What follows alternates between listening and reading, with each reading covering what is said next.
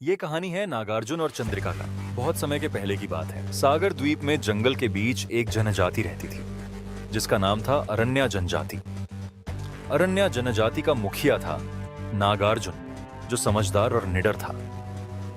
उसने अपनी जनजाति को सिखाया था कि जंगल हमारी मां है और उसकी रक्षा करना हमारा सबसे बड़ा धर्म है। अरण्या जनजाति का प्रधान खाना था सागर का मछली। उधर शहर के कुछ दुष्ट लोगों ने उस जंगल का खजाना लौटने की चाह में था, लेकिन उन्हें पता था कि जब तक जंगल में नागार्जुन है तब तक जंगल से कोई एक मुट्ठी मिट्टी भी नहीं ला सकता। उन्होंने नागार्जुन को जंगल से बाहर निकालने के लिए एक चाल चली। उन्होंने जंगल में 3 लड़की को भेजा जो कि नागार्जुन को प्यार में फंसाकर जंगल से बाहर लेकर आएगा। वह तीनों जंगल में चल रहा था कि अचानक रास्ते में उन्हें सांप ने घेर लिया। तभी वहां नागार्जुन आकर सांप को वहां से भागा दिया। उन तीनों के बीच बहुत ही खूबसूरत एक लड़की थी जिसका नाम चंद्रिका।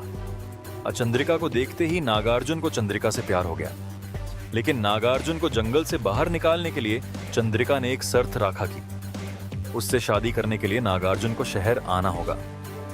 नागार्जुन ने चंद्रिका की बात मानी और उसे अपने दिल की बात बताई। मैं तुमसे बहुत प्यार करता हूं, लेकिन मैं अपनी जनजाति और जंगल को छोड़ नहीं सकता। यह जंगल मेरी मां के समान है और उसका संरक्षण करना मेरी जिम्मेदारी है। चंद्रिका ने कहा, मैं तुम्हारे आदर्शों को समझती हूं, लेकिन मैं तुमसे शादी करना चाहती हूं। तुम मेरे साथ शहर आकर मेरे परिवार से मिलो। वहां तुम देखोगे कि जीवन का एक अलग पहलू भी है। नागार्जुन ने थोड़ी देर सोचा और फिर जवाब दिया, मैं जानता हूं कि शहर और जंगल दोनों के जीवन में अंतर है, लेकिन मैं तुम्हारे लिए कोशिश करूंगा। वह चंद्रिका के साथ शहर जाने के लिए तैयार हो गया, लेकिन पहले उसने अपने गांव के बुजुर्गों से आशीर्वाद लिया। बुजुर्गों ने उसे समझाया, तुम्हारा प्रेम सच्चा है, लेकिन तुम अपनी पहचान और धर्म को कभी नहीं भूलना। अगर तुम जंगल से दूर जाओ तो ध्यान रखना कि वहां का जीवन तुम्हारे आदर्शों से भिन्न हो सकता है। नागार्जुन ने बुजुर्गों की सलाह मानी और चंद्रिका के साथ शहर की ओर चल पड़ा। शहर में पहुंचने के बाद नागार्जुन ने वहां के वातावरण को महसूस किया। वहां के लोग बहुत व्यस्त थे और प्रकृति के प्रति कम संवेदनशील थे।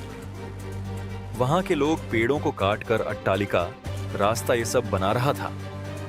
उसे महसूस हुआ कि शहर का जीवन बहुत अलग था और पेड़ों को काटते हुए देखकर नागार्जुन को बहुत बूढ़ा लग रहा था।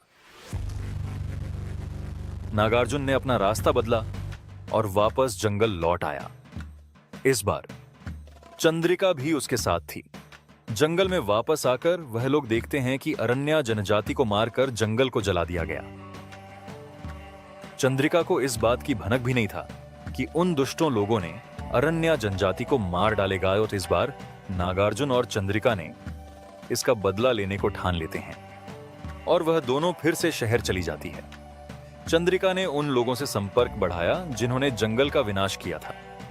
उसने धीरे धीरे उन पर विश्वास जमा लिया और उनकी योजनाओं को समझने लगी। उन लोगों का असली उद्देश्य जंगल की बहुमूल्य खदानों और प्राकृतिक संसाधनों को हड़पना था। चंद्रिका ने दुष्ट लोगों को एक बड़े आयोजन में शामिल होने के लिए आमंत्रित किया, जहां वे अपने अवैध कार्यों का जश्न मना रहे थे। नागार्जुन और चंद्रिका ने उन दुष्टों लोगों को मारकर पुलिस के हवाले कर दिया।